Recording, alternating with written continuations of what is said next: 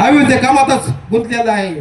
भावांना आज आपण पाहतो सोशल मीडियाच्या माध्यमातून आपल्या जवळपास 26 लाख लाडक्या बहिणी अपात्र केलेल्या आहेत।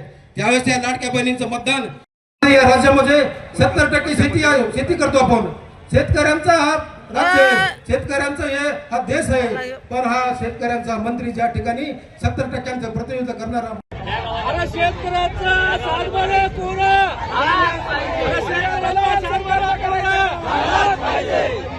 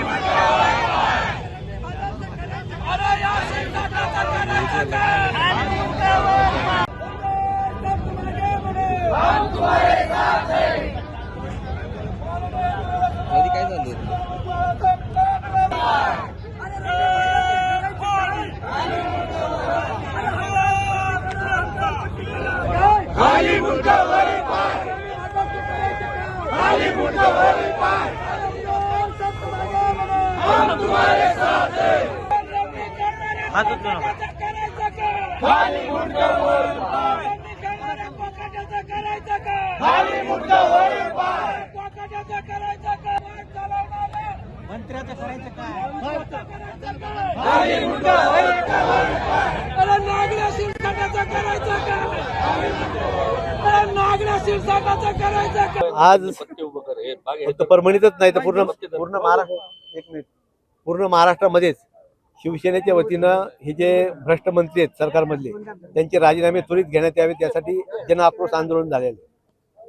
तुम्ही बघितलं असेल की महाराष्ट्र हा कृषीप्रधान देश आहे आणि दुर्दैवाची गोष्ट आहे की विधान भवनासारख्या पवित्र सभागृहामध्ये शेतकऱ्यावर चर्चा चालू असताना या राज्याचा कृषी मंत्री ऑनलाईन रमी खेळत होता।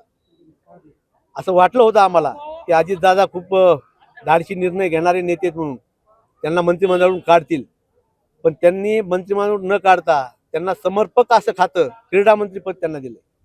ही सुद्धा दुर्दैवाची गोष्ट। उद्या कदाचित महाराष्ट्रातल्या खेळाच्या ह्याच्यामध्ये त्यांनी रमीचा समावेश करू नये म्हणजे झालं।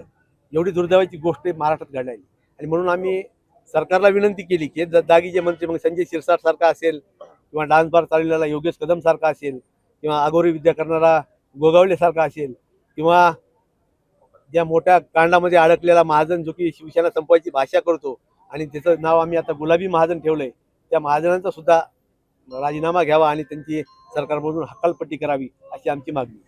शिवसेनेचे आमदार आहेत संजय गायकवाड बुलढाण्याचे, त्यांनी आज बॅनर लावला त्याच्याहून एकनाथ शिंदेचा फोटो गायब केलाय। तर काही बेबुनाव सुरू झाला शिंदेकडे? ते होणारच आहे, कारण त्यांचा उद्देशच शुद्ध नव्हता। ते कुठेतरी ईडी सीबीआयला घाबरून आणि आपले भ्रष्टाचार लपवण्यासाठी एका पैशाच्या लालसेपोटी त्यांनी ते कृत्य केलेलं होतं। त्यामुळे निश्चित भविष्य काळात त्यांच्यात बेबनाव होणार नाही। तुम्हाला अजून 2 महिन्यानंतर चित्र अजून वेगळं दिसेल, त्यातले अर्धे लोक बाहेर पडलेले आहेत।